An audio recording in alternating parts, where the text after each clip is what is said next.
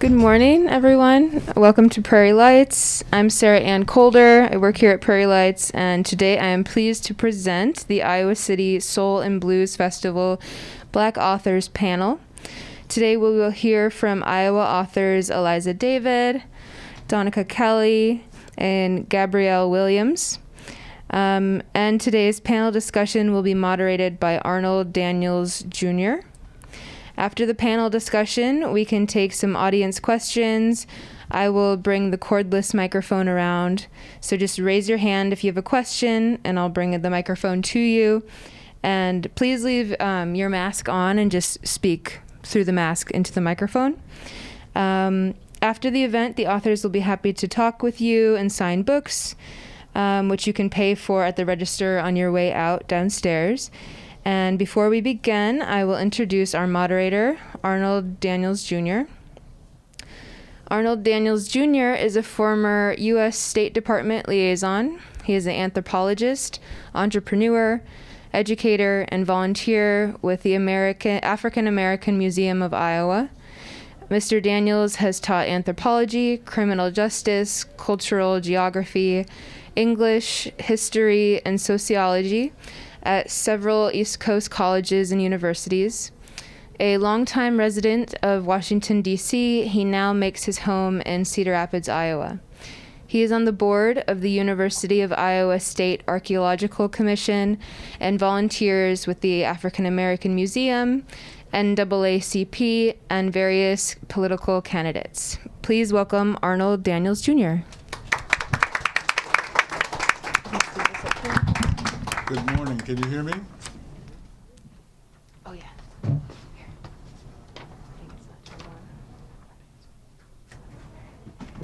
Good morning. Can you hear me? Well, I've been introduced, but why don't we take a few minutes and let each of the panelists introduce themselves to you for 3 to 5 minutes. And we can start with Donica Kelly. Hey, y'all. My name is Donica Kelly. I am a poet. I am the author of 2 collections, most recently The Renunciations, which is here. I teach at the University of Iowa. I teach creative writing, poetry specifically, in the English department, so I work with undergrads. And I guess I want to say a little bit about the book, and then maybe read the last poem in the book before turning it over. So the book is a collection of poetry. In it, the speaker of the poems is dealing with memories of childhood sexual abuse and is also getting divorced. And so the divorce doesn't feel quite as intense as it might otherwise feel. It sort of puts things a little bit in scale. And the book is not a retelling, but is instead an investigation into those 2 occurrences and how the speaker wants to change her life, how she wants to move forward, and do something a little bit different in the world. So the poem that I would like to read is the last one in the book. It's a bit of a hard book. It's a little bit sad. I just want to be upfront about that. Don't want to trick you. But it's good. It's a good book. But the last poem really is the one that sort of shifts into something that is, I think, a little bit more hopeful. And so this is The Moon Rose Over the Bay. I had a lot of feelings. The home I've been making inside myself started with a raising, a brush clearing, the thorn and nettle, the blackberry bush falling under the bush hog. Then I rested, a cycle fallow, said winter, said the ground is too cold to break pony, said I almost set fire to it all, lit a match, watched it ghost in the wind. Came the thaw, came the melting snowpack, new groundwater, the well risen. I stood in the mud field and called it a pasture, stood with a needle in my mouth and called it a song. Everything rushed past my small ears, whir in the wing, whir Were in the wing and the wood. About time to get a hammer, I thought. About time to get a nail and saw. Thank you.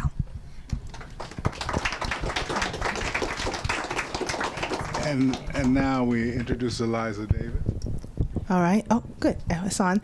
Hi, everyone. I am Eliza David. I am a romance author. I am also known as Kelly Forkenbrock here. That's my real name, but my author name is a combination of my two children's middle names. I've been writing since 2014, and the book that I'm talking about today, The Cougarette, was a product of NaNoWriMo, which is National Novel Writing Month, and I just decided to write a book during that, and I decided to turn that book into a 6-book series, and today we'll be talking about the first one. It is a romance. It is for grown-ups. So the excerpt I'm going to do today will be PG. I will edit as needed. But you'll have to get the unadulterated version by getting the book. In addition to writing, as I mentioned, I am the public services librarian for North Liberty Library, so you can catch me there almost 7 days a week these days. I am also a graduate student at the University of Iowa School of Library Information and Sciences. I have a husband who's in the audience, and our 2 kids who are at home being lazy teens and tweens. So I have a very full life, as all of the panelists do. But writing just gives me joy. Reading gives me joy. The gift of books brings me joy. And I'm just so happy to be here among these talented authors. So I will start with, to give you a background about the book, it is about CeCe Banks, who is a 43-year-old, very recent divorcee, who then meets a 26-year-old artist named Jay Weston. And so it is a May-December romance. Both of the leads are African-American. And it just talks about this woman redefining herself after divorce, not necessarily about her being with this young man, although that is a big part of the book, but it really is about her not only redefining herself, but redefining her role as a mother, and redefining herself as a professional. She is a public relations representative for an up-and-coming rapper who is having some issues of his own, and those kind of intersect into the story. It is definitely romantic comedy. It has comedic elements, but it has some really endearing and sexy moments as well. So I will read a quick excerpt from it. Let's see. I'm gonna find. I thought I had this queued up. Hold on. Here we go. All right, so here is where we start, where CeCe has been divorced, but her ex-husband has asked her to come have dinner with him because he has something to tell her. So she's getting ready to go. She's actually arrived at the restaurant at this point. CeCe smiled to herself in the mirror as she smoothed out her updo of curls. After the hell he put her through with his affair and the divorce, she deserved to torment him a little. This is going to be fun. Twisted and a tad passive-aggressive, but fun, she thought as she walked out of the front door. She arrived at Ricardo's looking, in a word, fierce. Donning a black strapless satin dress and red Rachel Zoe stilettos, she handed the valet her keys. CeCe spotted Tony at the bar. He was wearing his standard date night attire, a button-down with khakis. However, she had to be honest, divorce looked good on him. CeCe felt her ego deflate a little when she noticed that he'd dropped at least 20 pounds, the same 20 pounds she tried in vain to get him to lose when they were together. While CeCe was a workout devotee, Tony would much rather preferred the couch to crunch classes. Looks like he's doing something with himself these days, she thought. Interesting. Cease, God, you look amazing. Tony stood up from the bar and embraced her. Me? You're half the man you used to be, literally. What have you been doing? Yeah, well, Debbie's got me on this gluten-free diet, but I'm cheating tonight. He paused, realizing the unfortunate play on words. Tony, let's not make this uncomfortable, CeCe said. I mean, we've known each other forever. We have a child, so we're always going to be a part of each other's lives. Let's just use tonight as an opportunity to wipe the slate clean and be friends. Just friends. Deal? Tony breathed a sigh of relief. God, Cease, I'm so happy to hear you say that. I mean, I was so nervous about telling you about the engagement, but now time froze for CeCe as she stared at him in disbelief. Engagement? I didn't think this was a good idea to meet at first, but Debbie convinced me to tell you in person. Cease, I'm getting married. As her mind raced a mile a minute, Cece realized that the best reaction would be one of grace, strength, and maturity. You're getting married? Yeah, I know it seems a bit fast, but to Debbie, your mistress. Cease, I know. I poured myself into this dress, and you invite me, of all places, to the restaurant where you proposed to me to tell me you proposed to your mistress 1 month after we divorced? Tony looked around the restaurant. Heads turned as Cece's voice began to gain volume. Not to mention the fact that you're Mr. Health Nut now. I begged you, pleaded with you to get off your ass for 10 years to work out, and your mistress... Tony stood up and spoke with clenched teeth. Cease, you're making a scene. People are staring. I don't care about these people or your embarrassment. You should be embarrassed, you two-timing prick.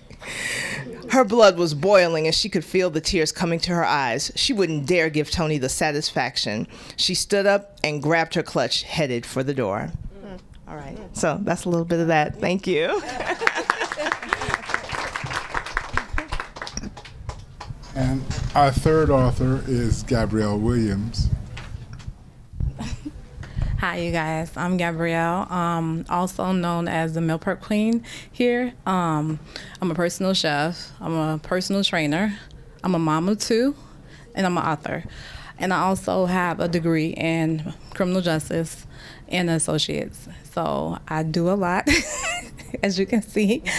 But one of my biggest things was cooking and writing. Over the pandemic, that's what I kind of discovered, like, okay, let me get my niches out. I need to start putting out my things that I really enjoy doing, and cooking was one of them.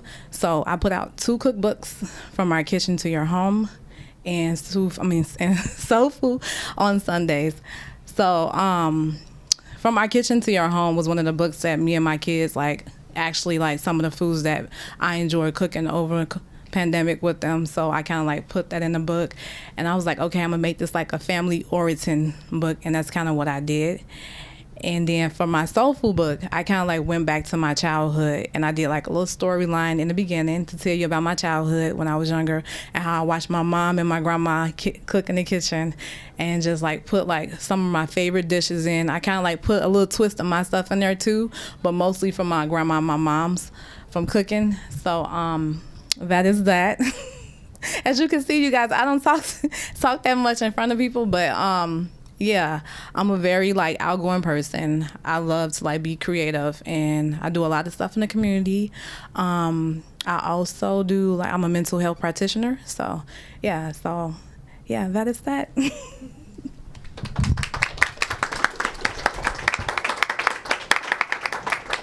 Danica, why don't we start with questions from you? One of the observations I had from reading your poetry was you do not capitalize God. Would you talk about that aspect of your writing? He said he can't hear you. Oh, yeah. Can you hear me now? Danica, you talk about God and you don't capitalize God, so you're not sure whether you're talking about the Heavenly Father or a human being, or would you talk to us a bit about your view on that as a poet? Yeah, so one of the things that's happening in the collection is that the speaker is grappling with sort of 2 sets of things. So one of them is, and let me see if I can, because this is an interesting question. So one of them is, how do we understand the people who have power and dominion over us, right? Who can control our lives? And how do those people sit at the center of our lives? And are there ways to reorient oneself to oneself so having oneself at the center of one's life instead of having another person at the center of one's life? And so one of the places that I went to pull images from is Greek mythology. And in Greek mythology, there are lots of gods. And the gods are more human-like. They're really messy. They make terrible decisions. They're incredibly cruel. But they act with, especially the gods who are at the top of the hierarchy of the gods. So like Zeus, for example, they act with impunity. There are no repercussions for their actions, no matter how heinous those actions are. And I understood that as a way of I took that framework to help me understand how patriarchy functions in my family, where men get to sit in the center and they can basically do whatever they want to do. And at least with the older generations in my family, of women in particular, because they were financially bound to men and dependent on men, it was like, well, if he's bringing his check home, that'll do. It's like, it kind of doesn't matter how terrible he is. So there were ways that men in my family, and I'm not alone in this. This is not a particular story. This is not a special story. But men in my family could do really terrible things without there really being repercussions within the family. So one of the ways that the book is using the word God is to think about the Greek gods and to think about how a person can become godlike in a child's life, for example. And I think what I want my speaker to do is to have herself at the center of her life, instead of men or romantic relationships, that she can prioritize what she needs and what matters for her.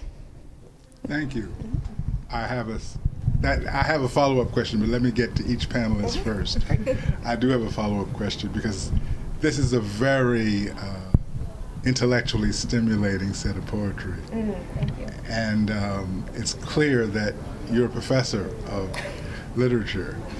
Pass the microphone. Oh, at this one. Oh, okay. Special black corner. Anika, Oh, Eliza. Eliza, Hi. would you, I have a question. It's very interesting that even in this day and age, one of the observations I had about your romance novel, and I have to say I enjoyed it, is you do not touch base, you do not develop the racial angle. Your first husband, your major character, is white Italian. Mm-hmm. Your son is therefore biracial, and you don't deal with the biracial aspect of his adolescence. And can you hear me? I can because I'm sitting next to you, but they might not be able to. Is it? We can't hear you.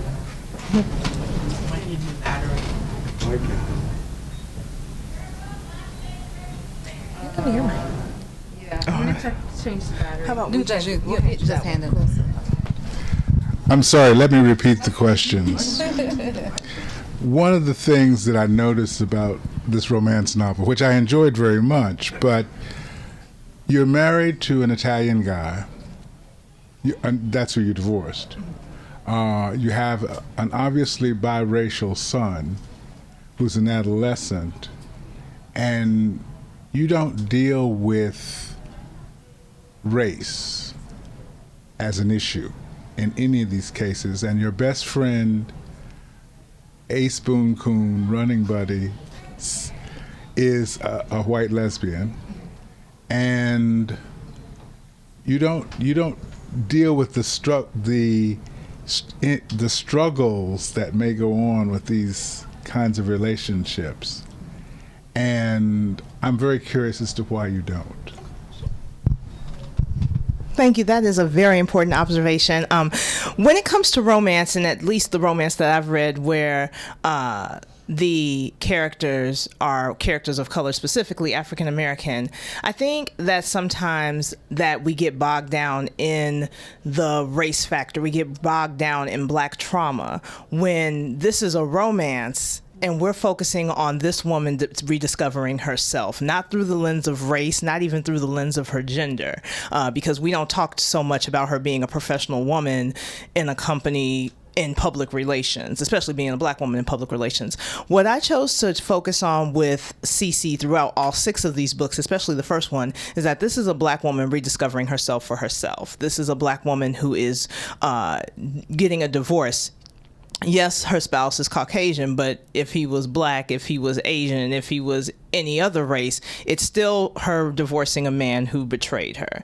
And it was really dealing with that emotional rebuilding of herself so that she can trust this new relationship enough to know who she is outside of being married, because she was with this man from the time she was 20 something years old. She spent her entire life kind of building into this man's life, not really pursuing anything for herself. So this book really focuses more on her rebirth and not necessarily through a demographic lens. So that's why I chose to, not really chose, that's really what the story was about. Thank you. That's very helpful because it's buy the book. Buy the book.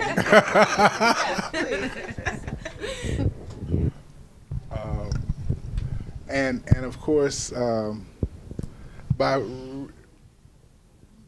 Danica Kelly's book too. It's scholarly. And Gabrielle Williams, I'm going to suggest the cookbooks too. Initially, I was fascinated by the fact that you do not use pork in any of your recipes, and particularly since you have red beans, baked beans as one of your recipes, and I just am curious as to tell us about, we were talking before we began, about your recipes, and give us a little background upon your eating habits and you're trying to be more healthier. Yes. Okay, so a couple of years ago, I had a major surgery, and I had to change my diet, and I cut out beef and I cut out pork because during my diet, like beef and pork holds a lot of bacteria and it causes a lot of inflammation in your body, which I have a skin condition, which is wear. So I'm like, okay, let me change my diet. So I started to cook more with turkey and chicken and fish like that. And it was tasty. And I'm like, okay, I could do this. Like, I can cut this out. And I didn't miss it after I did it, actually. So, and then once I did that, I started doing personal training. So, and I was doing it for my clients, and they was like, "Oh man, this is good. This chicken." I'm like, "This turkey." I'm like, "Yeah, this." And they was like, "I thought this was ground beef." I'm like, "No, I don't do ground beef for turkey." So then I started doing it for other people and stuff like that, and they didn't even notice that they was eating ground turkey or chicken.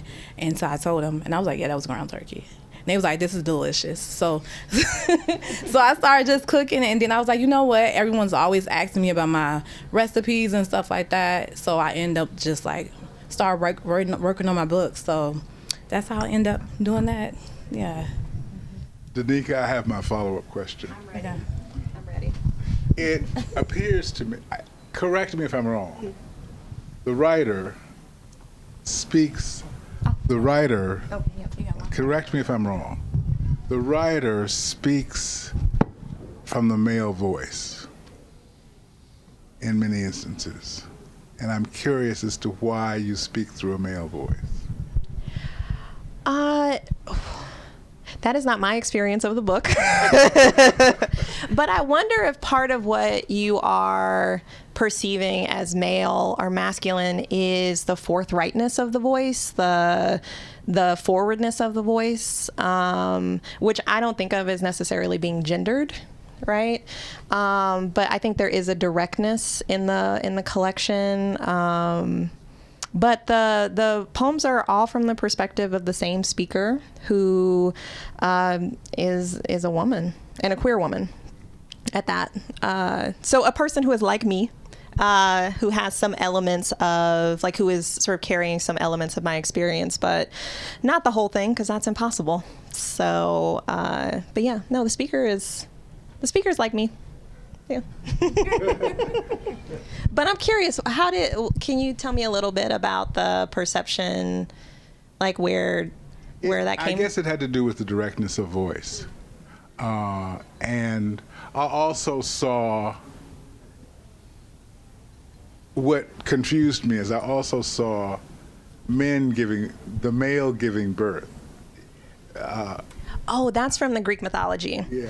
And so one of the things that happens, for example, in one of the poems, is there's a father who is throwing up all of his children, which is related to is like a sort of slant retelling of the myth of Kronos, who was worried that his children would be more powerful than him, and so when they were born, he just swallowed them. And eventually, his female partner was like, "This is concerning." She was like, "I would like my babies," and she conspired to. She had a son who she hid in the mountains, and that was Zeus. And then Zeus was able, through a trick, to get Kronos to throw up all the children, which is a kind of giving birth.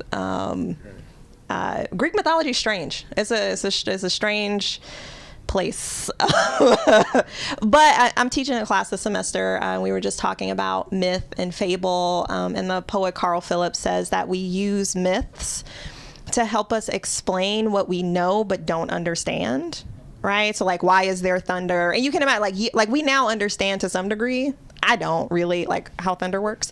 We know it's not someone bowling, right? But like when I remember being a kid and being like, someone was like, well, it's like the gods are bowling. It's like, that's not what's happening.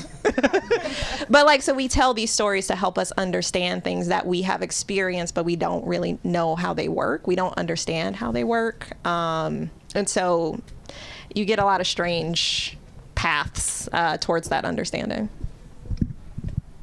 Thank you. Pass it on.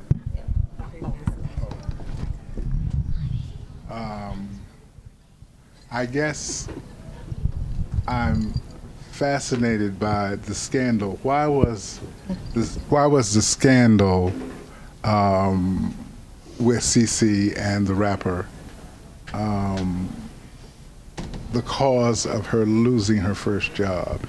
She sort of preempts them and quits, almost makes herself guilty of some impropriety. Yes. Well, I will say this book was written in 2014. So the landscape of social media and celebrity gossip has expanded so much since then. So, I mean, so when you read it, when you read how the scandal develops and how there are like literal paparazzi hiding in the bushes, like that is not something that happens in 2022. It's, you don't need paparazzi anymore. We are the paparazzi. So I think that that's something that's kind of low-key vintage about the book. But I think that with CeCe at this point in the book, when the scandal happens, I won't give away too much of the book, she was just starting to rebuild her life. She was just starting to rebuild, her stance in the company she had worked at for 20 years. And then this misunderstanding happens, and she instantly goes from being this black suburban mother with an SUV to being called the Cougarette in the media and on social media. And it's just this huge shift. I think that was the big deal for her, was that, oh my goodness, like, what is, why is this happening? And if you were to take this story from 2014 and put it in 2022, then you would get into a lot of the elements of like Me Too, and get into the elements of feminism and misogynoir and all of these other buzzwords that come up in media. But in 2014, it was kind of a quiet scandal that would have gotten blown up before. But I think the reason why it really impacted her was because she was really thinking she was starting to get her stuff together, and now it had the potential of all crashing down. So, but you have to read the book to see what happens. I previewed the book, Gabrielle, and the recipes, because I was trying to decide which one I was going to bring in, which one or two I was going to bring in as a sample of having, and I didn't get to it this week. But what I was going to bring in was the cornbread recipe. And I noticed in the cornbread recipe, you use both flour and cornmeal. And you use and the other one I was thinking of was baked beans. And I noticed you use Bush's baked beans as opposed to some generic brand that would not have as much spice in it. So I'm curious as to whether the Bush's baked beans bleeds into the recipe, and is that intentional? No, that I meant to put that in there. Like it holds more. I'm sorry. It holds more flavor. It holds more flavor, and that's the reason why I use the Bush. It goes well with the ground turkey and also the peppers and stuff that I use in the baked beans. And the cornbread? The cornbread, I made it that way because I use honey also, so it sweetens the cornbread. So it's like, it tastes like a cake, but it's not. It just had that flavor, and then it's also have like a thick texture. So yeah. But you also do some other recipes. You do potato salad. Yes. Tell us about that. Potato salad, I got that from my mom and my grandma. So the way they made it, that's the kind of way I like it. Because my mom know, like every time she cook, I'm like, Ma, you made some potato salad. Because it has to be exactly like their potato salad. I'm not going to eat it like, it has to taste, I'm so You don't use, do you use Dukes? No. Tell us about your potato salad. I want some details. Yeah. Buy the book. Like far as like what I use in there, you have to buy the books for all the recipes. I'm gonna give you some details. Okay. So I do add like a little sugar in there because I like it a little sweet. Like it has to be like a little sweet in there. Like I will not eat it seriously. Yeah. Like my mom put mustard in there. They put sometimes they put pickle radish in there. Some celery. You know, I can't give you all the recipes because you gotta buy it. But yes, it's the paprika, so don't forget that. But yeah, and that's a little details on the potato salad. And I noticed you don't have any meat dishes. I have one meat dish in there. It's the jerk chicken. Yeah. Oh yeah. The chicken. Yeah, it's just jerk chicken. But yeah, because during that time, like I normally like the size. The size is my biggest thing when it comes to soul food. Like yeah, the chicken's in the gonna pull it off, but the size gotta be. You gotta have the size. Like you gotta have the potato salad. You gotta have the spaghetti. You gotta have the greens. And with my greens, I mix it with kale, so it's like cabbage, greens, all mixed, and then I do like turkey sausages and chop them up in there, and little brown sugar. So yeah, and then cause everyone's like, oh my God, this is so good. It's not that sweet, but it has like a little tangy taste to it. Isn't it true that most people don't recognize that soul food, the trick of soul food, sides, is that there's a little sugar in it? Yes, everything has a little sugar. Even my spaghetti, like you got. I'm just telling you, that's how. Like I grew up in the house. My grandma was like, put a little sugar in there. Like that's the type of spaghetti I like. Like that's the trick. That's the trick. Yes. A little bit of sugar because it cut like the acid from like the tomatoes and stuff like that. So it really don't taste the sugar like that, but the spaghetti, it has to have and you gotta have some Louisiana hot sauce in there. I'm sorry. Specifically. Yes, but now I have my own hot sauce, so I normally mix it in there. Yeah, so yeah. You make it like for sale, or? Yeah, I have it for sale. Yeah, so I put my own hot sauce in there, and yeah, it has like a sweet and tangy taste to it. So now. I'm my mom. I'm a cook too. So why don't we turn it over to questions from the audience? Okay. Does anybody have questions? And just hold it up. You said with the mouth. Yeah, thanks.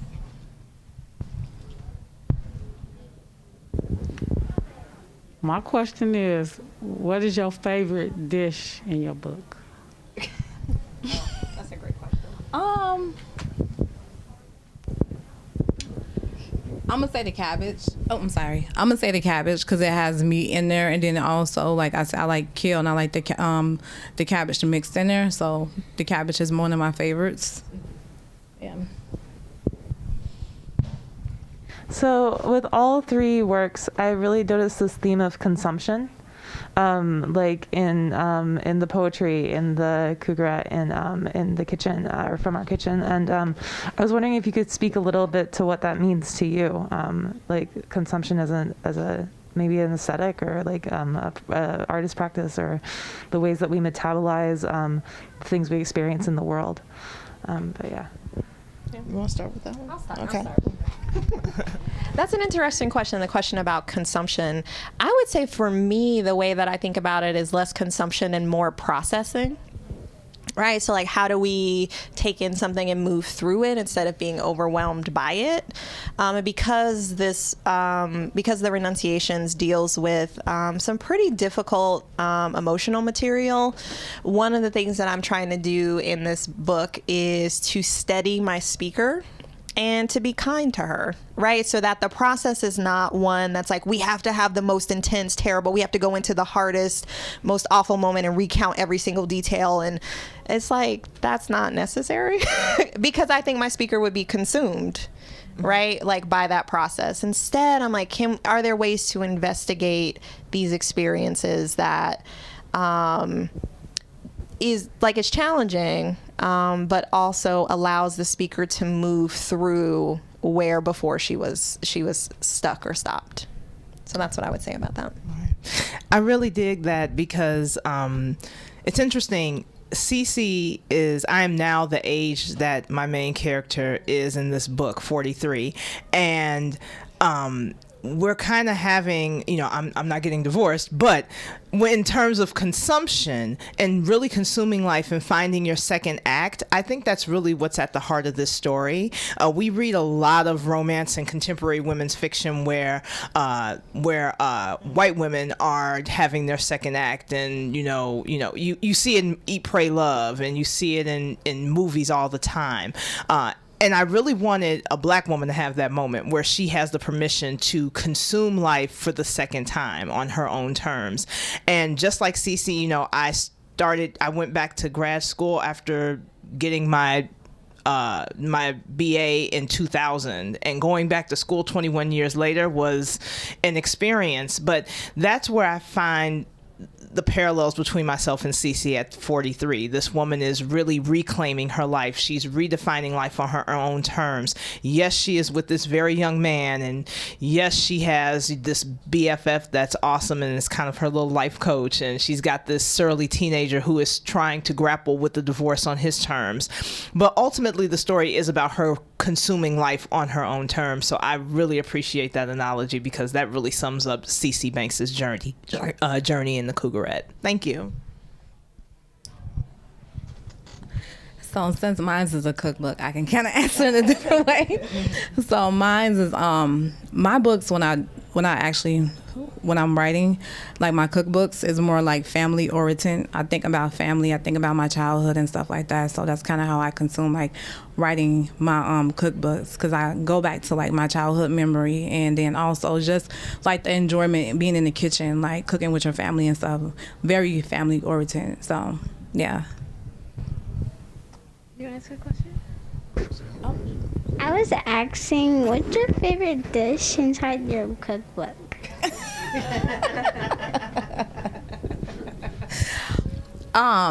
In my kitchen, From My Kitchen to Your Home cookbook, my favorite dish in there is my Pai Tai wings. So those are one of my favorite dish. That's good. Yeah. Is anyone else? Thank you all for being here. This has been wonderful. My question goes back to, if you were kind of looking back and giving advice to your high school self. I have a high school senior who's graduating. She won one of the scholastic writing competitions, and so she's trying to figure out what to do. And what, I know a lot of parents say, writing, you can't make money doing that, go into business or something like that, right? So how do you give them the strength and advice to really pursue their love? Okay. Well, I'll go first. because I actually was writing in high school and I ended up stopping because I like felt less motivated because, you know, being around friends and stuff, you seeing what they doing and they just like, oh, you like to write. But I was very creative back in high school. I used to enjoy just like writing stories like that. And I would say to tell her like to keep going, because there are a lot of ways out here you can make money off of selling your books and stuff like that. And it also opened up so many opportunities. Even if you don't sell it, you meet different people and in different avenues, you know. So just continue to keep going and don't let those people in her ear tell her that, you know. And those type of people she needs to eliminate, because those type of people she don't need in her life. I'm just tell you that, because anybody that tell you can't do something are not your friends. I would definitely tell 16-year-old me to start writing. I started my writing career at 35, but I had always been a voracious reader. I'm still a voracious reader. I'm a librarian, so I'm still a voracious reader, and I always read throughout high school, but I never saw myself as a writer. It wasn't until one of my friends said, why don't you write a romance? Why don't you write a book? Write a book about something. You know, you can do National Novel Writing Month, and, you know, that's what birthed the Cougarette. And as a mother of a teen, I have a 15-year-old son who is kind of navigating that what am I going to do after high school type discussion. In fact, his father and I are navigating it with him. I think he and I are navigating it a little bit more than he is at this point. So one thing that my husband and I have to remind ourselves is we have to give these kids grace, because these are different teenagers. I was a teenager of the 90s. So when I went home from school was done. Like, I was at home. But these kids are bringing school home with them with social media. They're bringing friends back into the home with them, and whatever trauma they're going through at school is coming with them at home. And that's not an experience that as a teenager of the 90s that I had. So really giving our kids grace and letting them know that, yes, we want you to find a path and we are here to help you find that path. But, you know, really calling myself out on it as a parent and not being so hard on them. It's hard because, you know, my husband and I both grew up like, this is what we want to be when we grow up. You know, it's just a different generation, and kind of taking that into hand, but still letting them know, hey, this is serious business. It's kind of that soft balance. It's hard to navigate, but we got this. Let me interject. Oh, sure. Oh, okay. Let me take you back to Cougarette, the adolescent son. Yes. I mean, although that's 2014, the adolescent son knew what he wanted to do and knew where he wanted to go to school, and he got into his first choice, which was Yale. And so how did our character navigate that? Oh, okay. So I'm gonna answer that question. But did you still need to answer? I can answer that question, but go ahead. Okay, we'll come to it. Okay. So with Junior, who is Cece's son, I also have to take into account that Junior also grows up in a very particular kind of privilege. He lives in a suburban household. He was, up until recently, in a two-parent household where both parents worked professional jobs.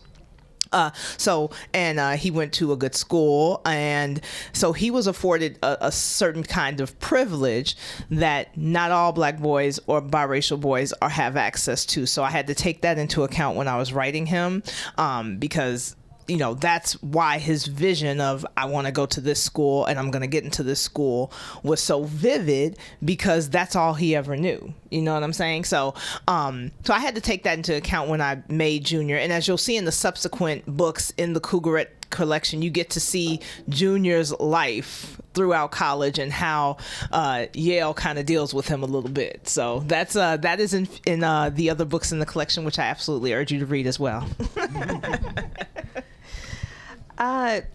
So I don't have kids. I have a beautiful niece and some who's here today, Raya. No, just joking. And I have several nephews. So I can't speak as a parent, but I remember being a teen, and that time coming out of high school. Like, I also was a teen in the 90s, and I grew up poor. I didn't know what a future was. I wasn't even sure like that I liked to write. I thought like, I think when I went to college, I was like, I'm going to be a doctor. I'm like, well, and I took chemistry and I was like, I'm going to be an English major, which I think is a familiar path for many English majors, just anecdotally.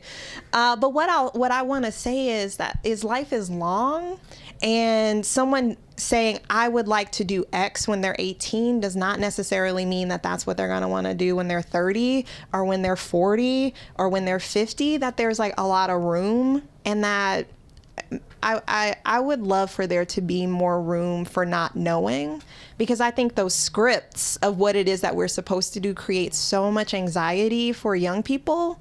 They come in and they're like, I need to know what I'm going to do when I graduate. And I'm like, oh, well, who are you going to be when you graduate? That might define what you end up doing. You might find something they might find something along in those 4 or 5 or 6 years that really surprises them. And suddenly they're like, oh no, I actually am really interested in PR and marketing, or I want to be an archaeologist, or I want to go I want to go teach English in Korea or whatever, right? Like that there are so many paths that might not be visible both to young people when they're like 18, but also to parents, because like we grew up in different times than like exactly as you said, than the kids today are growing up in. Like there are weird jobs. An app developer, like someone's like, oh, I make apps, and it's like, but how is that a job? Like what? Like when I was a kid, that wasn't a thing, you know? So it's just like there are so many things that we can't imagine. So just like holding space, I would encourage, like I think about how there was just like everything was almost wide open for me and I just got to figure it out. And sometimes that was stressful, but other times I think I ended up here and that was absolutely not the plan. I wasn't like, I'm going to be a professor at the University of Iowa. Y'all, that was not on my vision board. So, like when I was 18. All right, I have a quick question.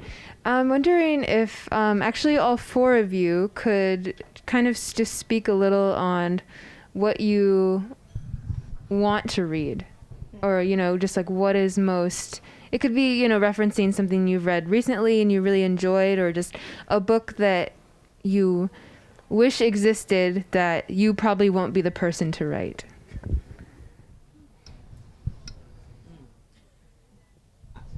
No.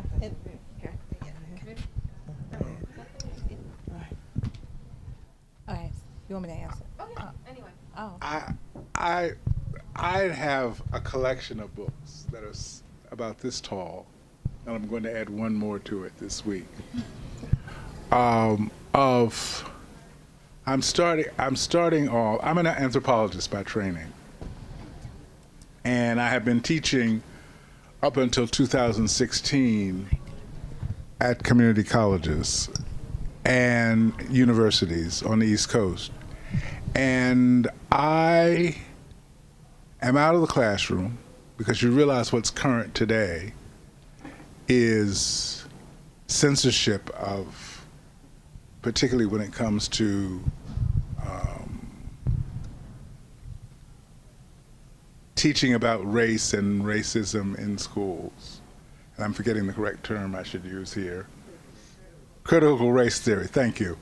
And I realized that I needed to come out of the classroom to read. And I've sort of collected a set of books, and I'm starting off with 1619. I'm starting off with The Debt. Starting off with The Cast by Isabel Wilkerson. Mm-hmm. And I'm going from there to 1619. And then some other things have been recommended, all in that political genre, because I realized when a student showed me a video of the students challenging the teacher for not teaching them about the contributions of blacks to world history, that I was not prepared any longer, that I had been prepared. I went to Columbia University, which is an Ivy League school, so I have to say different than state education, state university education. The Ivy Leagues are about teaching you to work, to either be the decision maker or work for the decision maker. And it is intentional. It is either to be or to work directly for him or her. And I realized that I was complicit. I had accepted the theories. I did incorporate some black theorists in my anthropology and sociology courses, but I need to be more grounded in critical race theory and the history of black theorists who've contributed to the thought process, the collective conscience of the world, really, not just the United States, and our path. Okay. Okay, so the question was, what you want to see, what I want to see. Yeah, like a book that you want to read, but that you probably won't be the person to write it. I don't know. I've been thinking, because I'm thinking of my next project on what I'm writing and stuff like that, but I'm like, that's gonna be very intense. But what I really want to see is more books on like black mental health, like far as like breaking generational curses and stuff like that, because I'm big on like breaking generational curses. By me being in the mental health field, I've been in the mental health field since 2016, so just like talking about childhood trauma, breaking those boundaries. I mean, you setting those boundaries and just talking about it more and getting it out more, especially in the black community. Need water? Okay. Especially in the black community, like families and stuff like that, because we didn't have that choice back when I was growing up. They didn't really talk about like therapy and stuff like that. So I really like pushing forward to like black families getting therapy and stuff like that. So just like in just mental health.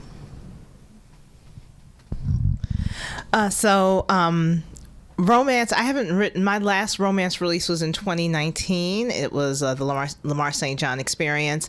And since then, I've been doing a lot of writing about yoga on my blog, which is elizadavid.com. Shameless plug.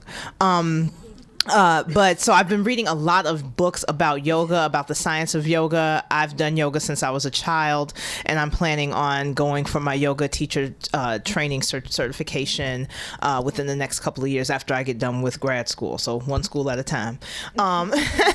But beyond that, for leisure, what I read for leisure, I really love Southern Black noir mystery. One of my favorite authors right now is S.A. Cosby.